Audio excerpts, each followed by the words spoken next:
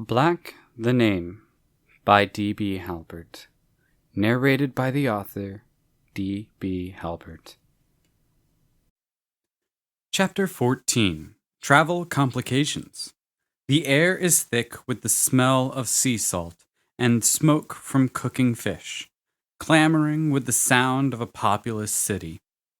The noonday sun beats down on the streets of Ir-el-Famar with a cool breeze whisking away the heat as a gift from the ocean. The crowds that fill the city pathways of salesmen, sailors, and people of all walks of life flow like rivers through the streets that lay between the many varying styles of building that rise as constructs of the city's success. Pearl leads her party quickly weaving through the crowded roads to a tavern whose front door faces out onto the docks and ocean. Hanging slanted from the doorframe, one of the metal chains that held it up, having rusted to the extent of breaking from the briny sea air, is a sign reading "The Salty Sea Hag" in sea foam green letters, shaped like the tentacles of a strange sea beast. Through the door, despite the day only being half done, the establishment is busy, with a fire in the large circular pit and chimney that rises from the center of the large open room. Old waterlogged tables sit scattered throughout the chamber, with strangers of all kinds sat around them, occasionally taking swigs of a brown beverage or bites of stale bread and fish, as they converse boisterously with each other, filling the air with conversation and laughter. At the room's back, a long, grog-stained bar stretches most of the width of the establishment, with filled stools packed closely on the seaward side. Beyond the bar, a second room with a window into the first that teems with the sounds of metal cookware is in busy use, releasing a steam of fog and flavorful smells into the alcohol-soddened chamber and out into the docks beyond. Not wasting a second to take in the tavern's atmosphere like her companions, Pearl weaves through the tables and past the fire pit to the bar, where she slaps the sticky wood top, calling to one of the women behind it. "One room, please." "Why, I haven't heard that voice in what feels like ages. Your name wouldn't be Pearl Saryar, would it be, missy?" the barkeep exclaims in a saucy, seaworthy voice, turning to the person demanding her attention. The woman looks intently at Pearl, waiting for a response. She is a hefty, middle-aged woman who could probably hold her own in a scrap if necessary. Her light brown hair sits short in dirty locks, pulled back into a haphazard ponytail, keeping it out of her freckled face. Revealing her face only slightly so that the woman behind the bar is the only one to see it, Pearl demands again, "Gretchen, a room, please." Slipping a key from under the counter down onto the bar top, Gretchen's eyes hold a widened stare at Pearl's face, responding, "All right, but ye are explaining that to me as soon as you come back down those stairs." "Thank you, and I will," Pearl utters, barely audible under the raucous of the busy establishment, turning to the corner of the room where the bar doesn't quite reach, and pulling the key from the counter, she steps toward the warping wood stairs which lead up to the next floor. Simultaneously, she returns to covering over her face and gestures for her companions to join her. At the door, Chattel sees Pearl's gestures and, placing his hand on Aldrin's shoulder, says, "Pearl probably needs to talk to you three about something. Iredell and I should be on our way as well. It was pleasant to meet each of you. Give Pearl our best. And his head turns down to Elizabeth to finish his statement. Thank you again. Val made a very good friend in you. With that, Chattel and Iredell turn and leave the tavern back into the streets of the busy city. With their escorts gone, Aldrin, Elizabeth, and Auburn make their way after Pearl, finding her at a door on the second floor, waiting for them. The second story consists of a singular hallway that runs down the center of the floor, leaving as much space in the limited area for cramped rooms as possible. With no sign of the chimney stack that should impose itself in the center of the structure. With the others joining her, Pearl opens the door and, stepping in, begins removing the cloth wrapped around her arms. The room is small, with a singular bed and a small table chest sat against the far wall, with barely enough room for the four to enter without feeling too cramped. Closing the door behind her, Aldrin turns to see Pearl pulling off her hood, revealing her long, golden blonde hair to now be equally long but ocean blue in thick clusters that cling to her with a soggy sheen from the light peering in through the window. Turning to face her companions, Pearl strikes a pose as though to say, well, this happened, displaying her skin to be a green like that of the letters of the sign of the establishment, and a fleshy webbing that now interlocks her fingers. Equally as peculiar as the rest of Pearl's transformation, a set of gills flare as three slits on both sides of her neck, just visible enough under the long, moist locks of hair. Aldrin stares, jaw aghast, at Pearl, looking to the others to see Auburn lean himself against the wall in disinterest, and Elizabeth looking worried but unsurprised by the transformation that has occurred to their traveling companion. Spinning back to Pearl, Aldrin does a double take, looking again at the others in the room with him before exclaiming, "How are none of you freaking out about this?" Auburn shrugs. One like her, he gestures to Elizabeth with his thumb. You'll forgive me for not being concerned when you said you spent time with Fair Queen, or if she... His hand returns to his crossed arms as he gives a head nod to Pearl. As becoming a fish. Aldrin's panic drops in disbelief as Auburn's response, returning again to Elizabeth, asking, what about you? How can you see Pearl like this and not be freaking out?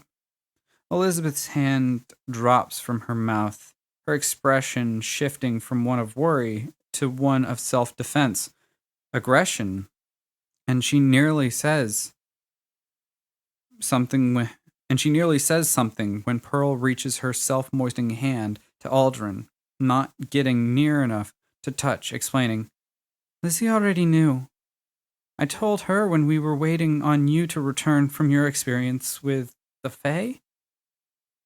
Breathing heavy, Aldrin's hand finds his forehead while his feet carry him in a very cramped, short pace in the small room.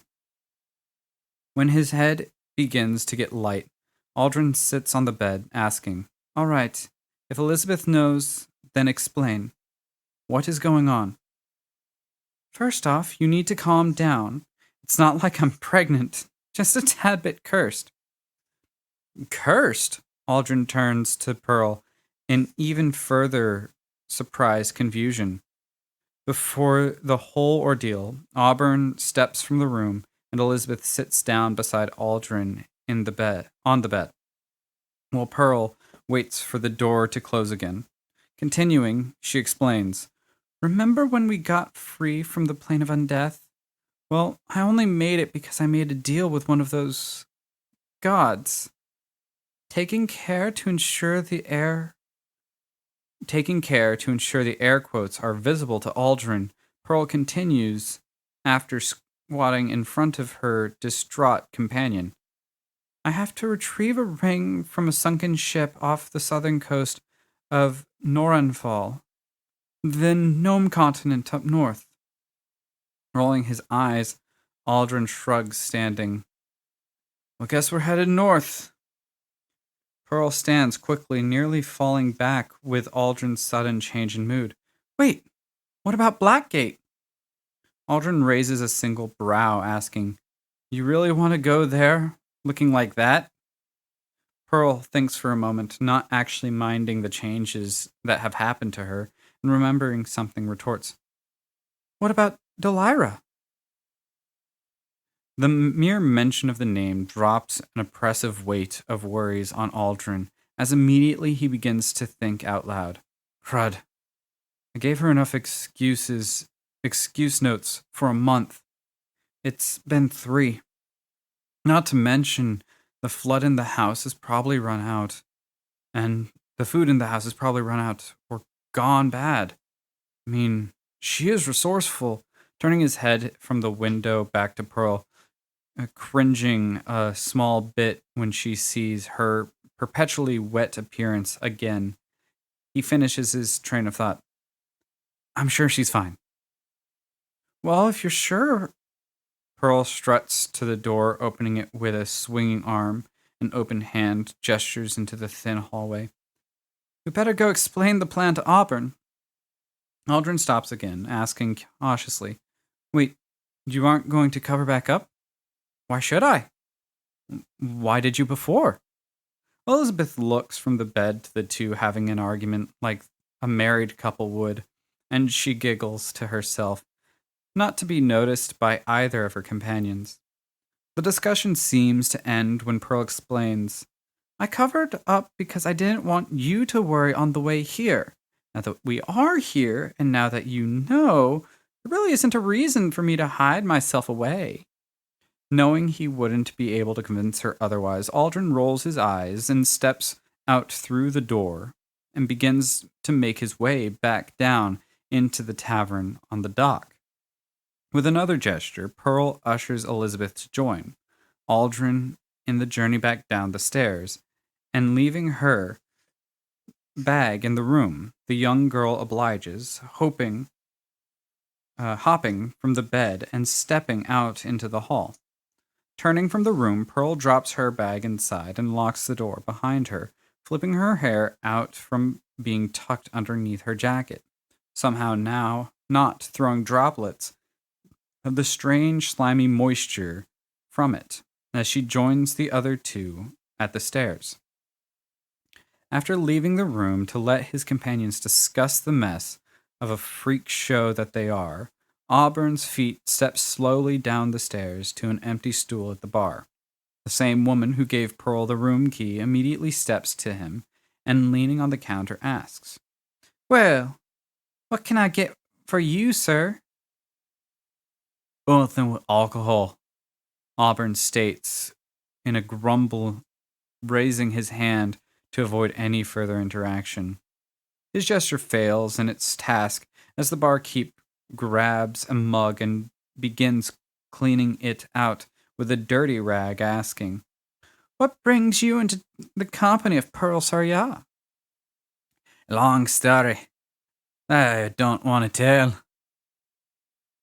Setting the mug down in front of Aldrin and filling it just shy of the rim with the brown liquid that fills the other patrons' glasses, Gretchen leans in closer, replying, Well, we all are slow at the moment, so I have time to spare. If you really don't want to say, you can at least tell me what brings you to port. Not often I meet a person with red skin. You have to have some story to tell of your travels. At the mention of the business being slow, Auburn's head swivels on his shoulders to look at the mostly full establishment, thinking to himself, if this is slow, what does a stowed time look like? Grabbing the mug, Auburn takes a swig, enjoying every inch of burning down his throat from the strong alcoholic beverage, and with a groan says, "Well, if you aren't have to lay me to my drink till I tell you something, then let me just explain that we are to get a ship to Blackgate." You can't be serious. You must have been under a rock. Blackgate is not to be sailed to, since the town was sieged by a shadowy group calling themselves the Storm Riders and all. And when did this happen? Oh, just short of 3 months ago is when the news started spreading. Suddenly, before more inquiry can be made on behalf of Auburn, a hand falls upon his shoulder. It is Aldrin's, stepping in behind his companion, asking, 3 months?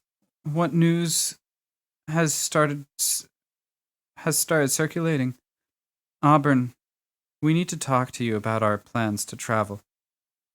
Auburn turns to Aldrin, standing in a busy tavern fully donned in his strange construction of armor and devices. And in response to the rude interruption, responds, "Well, about that, Blackgate is a Nagang zone, and apparently." Aldrin, about to explain why they aren't going to Blackgate, stops instead, asking, worried, "What is that? We couldn't go to Blackgate if we wanted to?" "Something about a group calling themselves Storm Riders," Auburn explains, taking another swig of the brown liquid. Aldrin, angry at Auburn's lack of caring, slams his hand on the counter, the metal of his suit rattling with the percussion, and exclaims almost in panic, audibly over the ruckus of the rest of the tavern's noise, demanding, "What happened to Blackgate?" The barkeep, reasonably getting defensive for being yelled at, crosses her arms, responding in an almost aggressive tone. "We don't have much of the information down here at the docks, just where you can and can't sail to. As for the guards of that town, I doubt a group taking the city by force would let their defenders of said city off easy. Who do we talk to about getting a quick ship to the Gnomish continent?" Aldrin says, as though he is being rushed. Before a response can come from Aldrin's question, Elizabeth's voice breaks into his ear from the side, asking in a soft yet loud voice, "Wait, you were just told that a hostile group attacked your home, and you're still worried about Pearl's condition?" Hearing the end of Elizabeth's question, Gretchen turns to the young girl and, looking up, sees Pearl, with slimy sea foam green skin and moist ocean blue hair, standing there unashamedly, and immediately the barkeep leaps from her feet, a couple steps back, exclaiming, "Pearl, what happened to you?" Pearl looks with a shrug and a childish smile back, saying, "Long story, which I don't think we have time for at the moment. Maybe later I'll tell you." Aldrin turns to face Elizabeth, explaining his reasoning. "We have to complete the tasks that have been set before us in the order they were presented to us. I'm not saying leave Blackgate, but that is a problem we will get to when Pearl is better." Pearl leans into Aldrin's gaze over Elizabeth's shoulder. "Actually, I wouldn't say that I'm suffering. I just have to keep myself wet by taking a swim from time to time. Otherwise, I get real itchy. But other than that, I don't mind what has happened to me. Now, at first I was scared, but the transformation has been slowed, so it might be coming to an end." Aldrin's eyes widen at Pearl's perspective, and getting more frustrated, responds, "You can't be serious." Auburn takes another swig, finishing the mug of grog, before adding, with an exhalation from the burning of the alcohol, "It shouldn't matter if you like what you have become or no. You're cursed. I can't fight an army, so we should do a thing about that we can. And no worry about we can't. Elizabeth looks past Aldrin to Auburn, who stands and walks from the building, and she keeps her gaze angrily locked on him as he leaves. Once he is gone, her head snaps back to Aldrin to ask, her voice remaining soft with worry. What about Delira? What about all of the people who we could even have the possibility to help? Is it not selfish to worry about one of us when we have the ability to help others? I've done a lot of thinking since I met you. To protect others, to protect you, I have accepted more and more of the fate that I was cursed with by my birth parents, something I had pushed against until I met you. We have to help others, no matter how much it causes us to suffer. With that, Elizabeth turns and walks towards the door. Aldrin calls to his young companion, stopping her before she can get out of the boisterous building. Where are you going? It isn't safe to go out into a city alone. Without turning to face him, Elizabeth's voice echoes familiarly in the back of Aldrin's head. I can take care of myself. And the door closes behind her. Taking the mug from the counter, Gretchen leans toward Aldrin and with the heart of a mother in her voice says to him, That one has a fire in her. I won't tell you which of your companions to side with, but from what I overheard, you are going to have hardship from one of them either way. Thank you, Gretchen. We need a few more rooms if you have any more that are to spare, Pearl responds, in a successful attempt to get the nosy barkeep to leave her and Aldrin to talk. Placing her hand on Aldrin's shoulder, Pearl explains, again, her voice calm and collect, Aldrin's thoughts. Calm to collect Aldrin's thoughts. Aldrin, I am fine, honest. We can worry about my curse after we save Blackgate. But if we wait, there might not be a Blackgate to save. Aldrin faces Pearl, looking emotionally beaten with worries and concerns, weighing heavily on him. But Auburn's not wrong. We can't fight an army. We will worry about that when we get there. We'll figure something out. We always do. I'm going to see if I can find Elizabeth. With her peace calming Aldrin's some, Pearl turns to runs out the door to see Elizabeth a small bit down the dock, talking to a large bare-chested man.